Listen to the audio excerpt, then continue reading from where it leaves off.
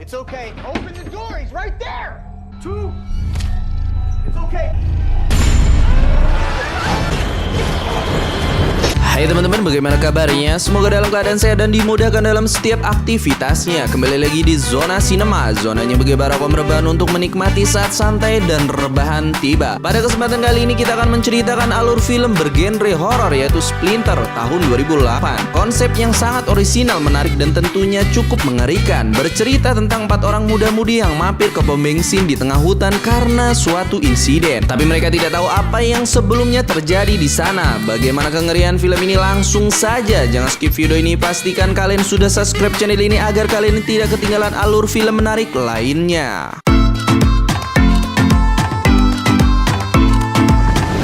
Di sebuah pom bensin mini, seorang mas-mas pom yang bernama Black, dia melihat sesuatu bergerak di semak-semak. Awalnya dikira si kucing meong, tapi ternyata itu adalah makhluk aneh yang sangat mengerikan. Dan inilah Splinter.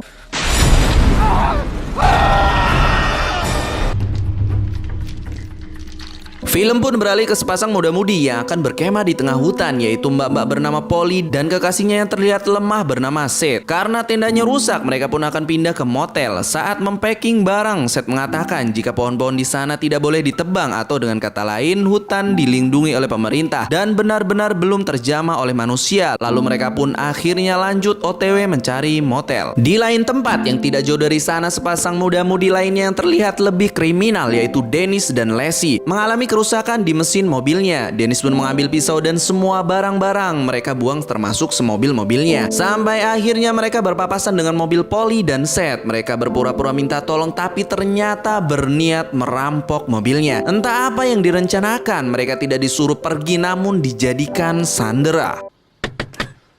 Oh my God. Get out of the fucking car now.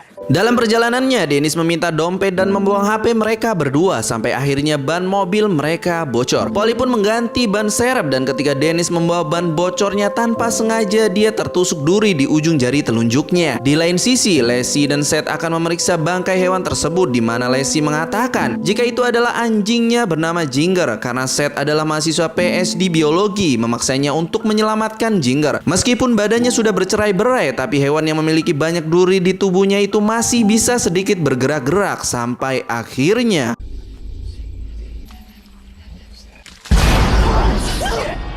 karena Lacey sangat panik, mereka pun langsung pergi dari sana dan terlihat duri dari tubuh hewan yang masih tertancap di ban lama tumbuh dan bergerak dengan sendirinya. Jadi sudah jelas duri yang menusuk telunjuk Dennis berasal dari hewan tersebut ya sob. Lacey yang masih panik pun mengatakan jika tadi anjingnya Ginger berusaha menyerangnya. Dennis pun langsung menenangkan karena anjingnya Ginger sudah lama mati dan yang tadi temui hanyalah hewan yang berasal dari hutan. Dennis yang tahu kekasihnya sedang mengalami suatu penyakit menanyakan kapan dia terakhir kali minum obat. Terakhir aku kayaknya minum obat kemarin, kata Lacey. Lalu tiba-tiba radiator mereka rusak dan mobil pun terpaksa berhenti di pom bensin mini yang kita lihat di awal film. Seth pun diminta mengisi bensin, kemudian Polly dan Dennis akan membeli pendingin radiator, sedangkan Lacey pergi ke toilet dan tiba-tiba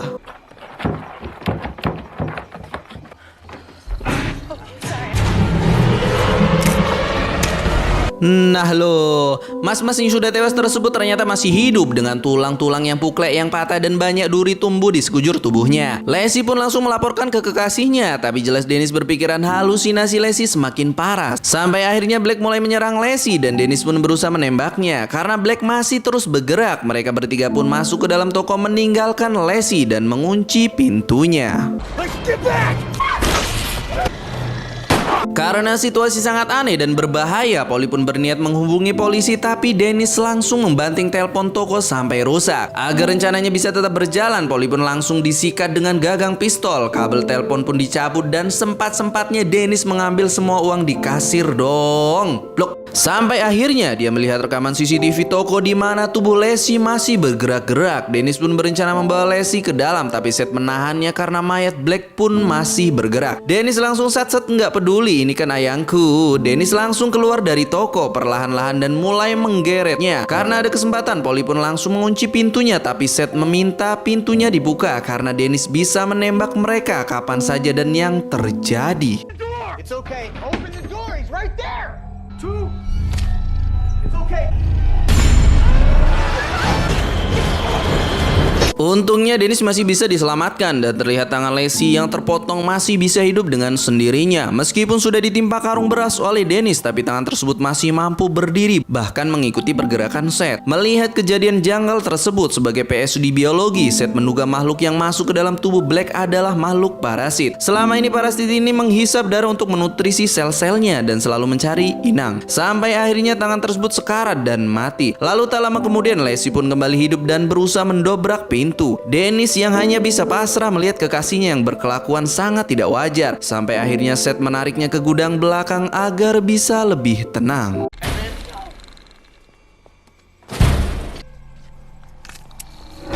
Hey man.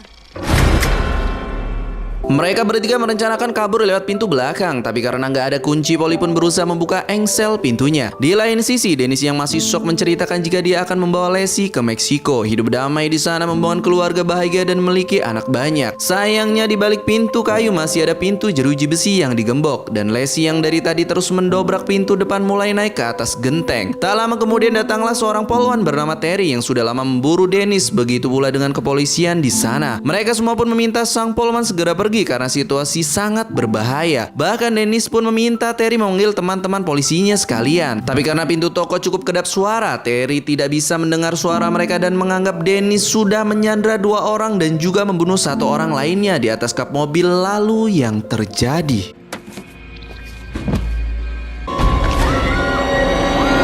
Melihat itu, Polly pun semakin histeris karena mereka semua juga pasti akan dibunuh. Dennis mengatakan jika bantuan tidak akan datang karena yang polisi lainnya tahu dia lagi OTW ke Meksiko dan pasti akan mencarinya di sana. Sampai akhirnya Dennis teringat jika kawasan tersebut adalah hutan lindung. Dia berniat membakar hutan tempat dia sebelah pom bensin agar pemadam kebakaran dan kepolisian datang ke sana untuk membantu. Dengan tangki kecil pun mulai dialirkan sampai menuju ke hutan. Tapi Seth khawatir api akan menjalar kembali ke pom bensin dan akan meledakkannya. Tiba-tiba terdengar suara gemeresek yang ternyata dari HT Terry yang masih nyantol di pinggangnya. Daripada resiko pom kebakaran ya kan, Seth pun akan mengambil HT tersebut dengan kail buatan dari celah loket dan nanti mereka bisa meminta bantuan kepolisian dari HT tersebut. Sementara itu, ingat parasit duri yang menusuk jarinya Dennis? Semakin lama semakin meluas sob dan mulai mematahkan jari tangannya. Dennis langsung membuntal tangannya dan tetap merahasiakan dari Polly dan juga Seth. Lalu ketika HT sudah berhasil dikaitkan,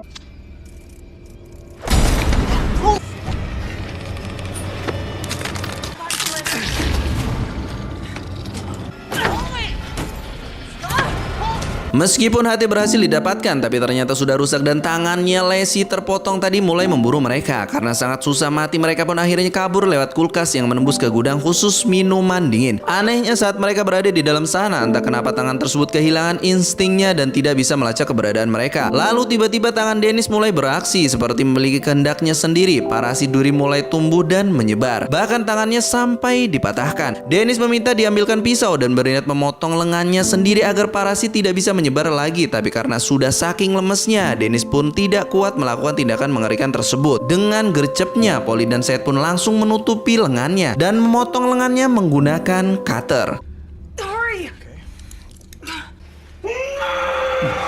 Dan karena tulangnya nggak bisa kepotong, ngerinya Seth pun mematahkan dengan balok batu dan cara itu pun berhasil.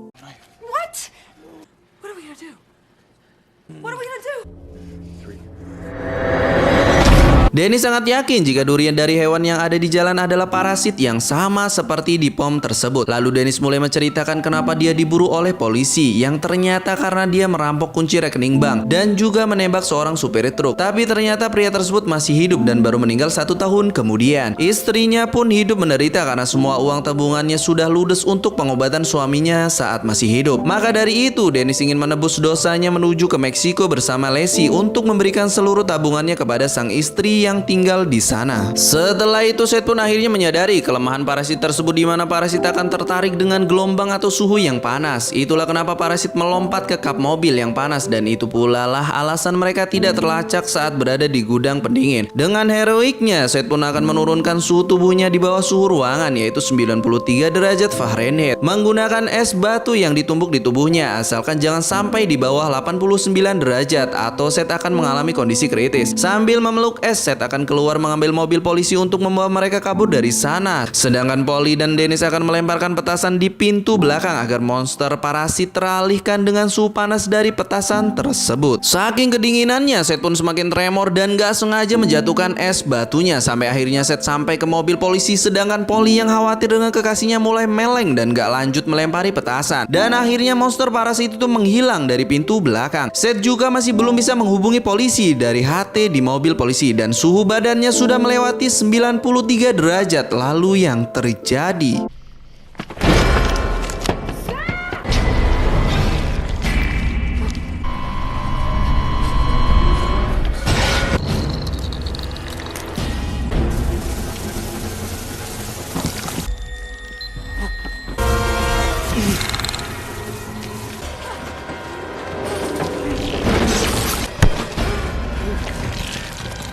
Polly dan Dennis pun langsung masuk ke dalam kulkas. Di saat yang sama, api petasan menyambar gas yang sudah dituang sebelumnya dan gudang pun mulai terbakar. Potongan tangan parasit yang tadi menghilang langsung mendatangi api dan ikut terbakar. Sedangkan monster jumbo perhatiannya sudah teralihkan antara menyerang api atau manusia. Tak lama kemudian, Seth datang membawa shotgun milik polisi menembaki monster tersebut. Tapi karena susah banget matinya, Dennis meminta shotgunnya dan menyuruh mereka berdua kabur dari sana. Hanya dengan satu tangan, Dennis mampu melakukan gerakan menembak dengan tepat. Tapi naasnya, peluru shotgunnya pun habis dan monster menyerangnya dengan sangat ganas. Dennis yang sudah terluka parah pun memancingnya keluar sambil mengisi peluru dan dia akan menembak bukan ke arah monster, namun ke tangki diesel sampai akhirnya.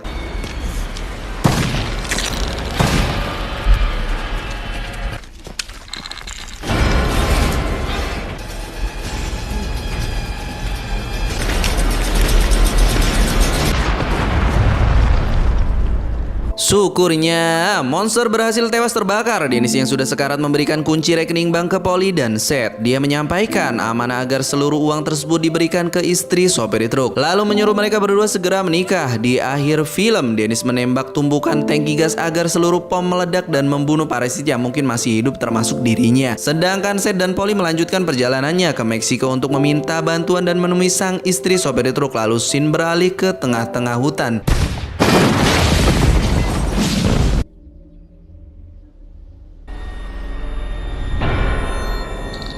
Akhirnya selesai juga filmnya.